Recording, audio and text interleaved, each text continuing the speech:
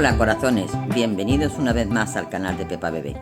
Y hoy os traigo la presentación del conjunto Mami, que se compone de un cuerpecito para vestido o de una chaquetita si lo queréis utilizar como chaquetita. Y si no, pues un cuerpecito para un batoncito o un vestido que iría pegada a la tela aquí debajito del volantito.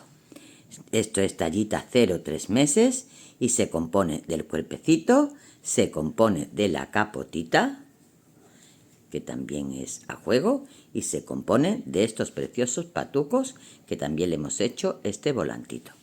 Todo está trabajado con agujitas del número 3, a excepción del patuco que está trabajado con agujitas del número 2,5.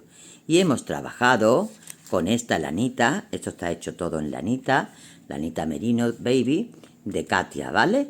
Está trabajado en colaboración con Tijeras Mágicas y hemos necesitado para este conjuntito 3 ovillitos. Esto es lo que me ha sobrado de los 3 ovillitos.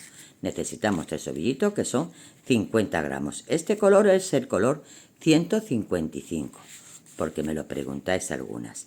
Y esto tiene tiene 50 gramos y 165 metros. ¿De acuerdo?